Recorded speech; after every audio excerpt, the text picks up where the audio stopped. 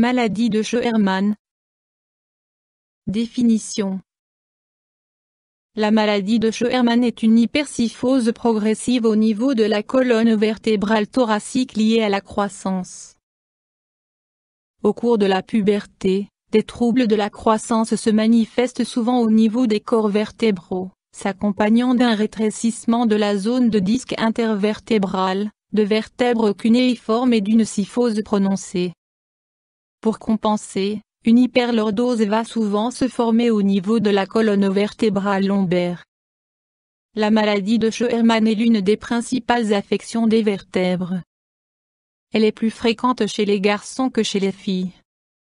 L'évolution de la maladie cesse à la fin de la croissance, mais les lésions occasionnées au niveau du cartilage et des vertèbres demeurent et sont irréversibles. Les mauvaises postures et l'espace réduit entre les corps vertébraux provoquent des douleurs et problèmes considérables à l'âge adulte. Causes. La maladie de Scheuermann a différentes causes s'influençant et se renforçant réciproquement. On distingue les facteurs internes, endogènes, et les facteurs externes, exogènes, troubles de la croissance entre la 11e et la 17e année. Durant cette période, la colonne vertébrale est particulièrement sujette aux troubles du développement. Les corps vertébraux ont une croissance plus importante à l'arrière qu'à l'avant, renforçant ainsi la courbure de la colonne vertébrale thoracique. Par ailleurs, des résidus de disque intervertébral se déposent dans les corps intervertébraux, réduisant ainsi l'espace de disque intervertébral. La surcharge consécutive de la colonne vertébrale et des petites articulations intervertébrales provoque des douleurs au niveau du dos. Charge excessive en raison d'une posture voûtée. Troubles, symptômes. Au début, la maladie de Scheuermann n'est pas douloureuse. Elle se manifeste parfois par des limitations de la mobilité et une fatigue physique rapide. Par la suite, une hyperlordose se développe au niveau de la colonne vertébrale thoracique. Pour compenser, la colonne vertébrale lombaire se voûte. À ce stade, les douleurs sont plus fréquentes et la résistance est de plus en plus réduite. Souvent, la musculature dorsale est tendue. Le dernier stade se caractérise par la déformation de la colonne vertébrale, des charges excessives et des lésions d'usure. Des douleurs intenses surviennent. En revanche, des courbures prononcées sur les radiographies ne sont pas nécessairement accompagnées de douleurs ou de limitations accrues de la mobilité. Des courbures plus légères et des postures moins problématiques entraînent parfois des douleurs plus intenses. Examen, diagnostic. Anamnèse avec prise en compte des symptômes. Le diagnostic peut être posé au vu de la posture voûtée du sujet.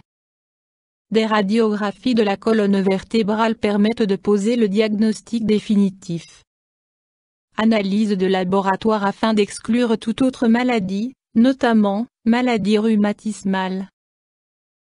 Options thérapeutiques. L'objectif du traitement est de soulager la colonne vertébrale et donc d'atténuer les douleurs et d'améliorer la posture.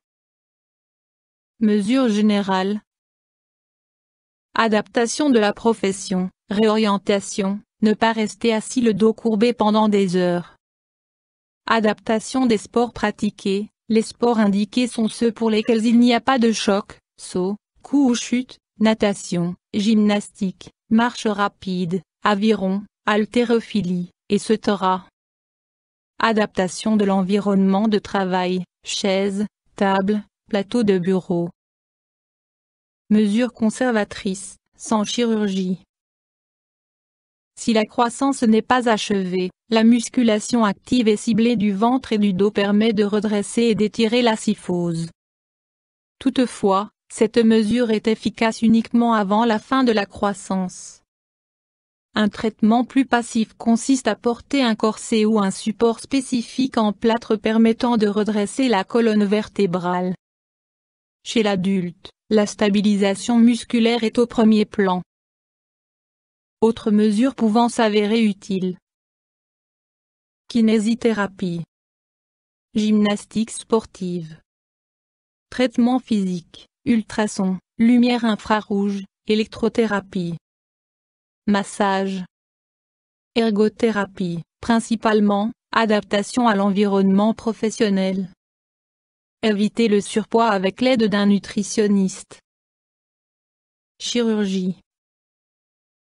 Le redressement chirurgical de la colonne vertébrale n'est indiqué que dans les cas extrêmes, courbure supérieure à 70 degrés, et en présence de douleurs intenses résistant aux traitements conservateurs. YouTube Dr Alabé.